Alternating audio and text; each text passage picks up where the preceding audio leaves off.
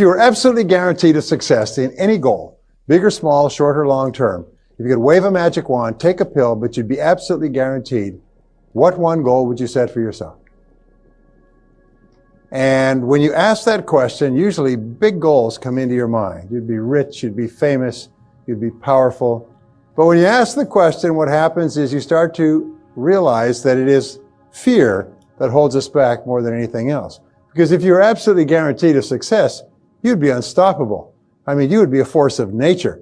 If someone were to put a blessing on you and say that you are indestructible and you could accomplish any goal you ever set for yourself, what different things would you do?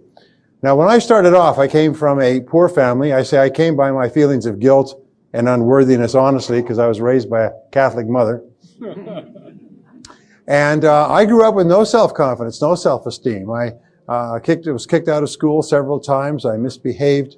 I ended up spending half of my school in the library because I was kicked out of courses. I left school in the 12th grade and got a job as a dishwasher, worked as a laborer, lived in my car, dug ditches and things like that. So I had no self-esteem. And I began studying the subject over the years, and I found that your level of self-confidence, how much confidence you have in yourself to be, do, accomplish something, really determines the whole quality of your life.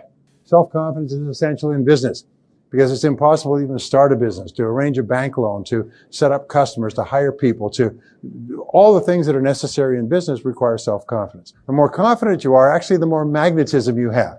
That's why actors and actresses who seem to be extremely confident have a certain amount of magnetism. So confidence not only is really important for us, it makes us feel happy, it affects and empowers other people, it causes people to treat us differently, we make more sales, we make more money, we marry better, we're better and more effective socially. Self-confidence is everything.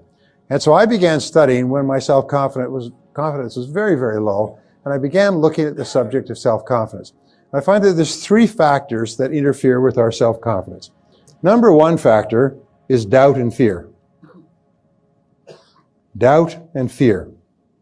This is really the greatest problem that human beings have. Throughout all of history, throughout all the books of religion and spiritual works and philosophy and psychology, fear and doubt and fear hold us back more than anything else. And then second of all, it's feelings of guilt and unworthiness. Feelings of guilt and unworthiness. And these are universal. And then finally, number three, is we have feelings of inferiority and undeservingness.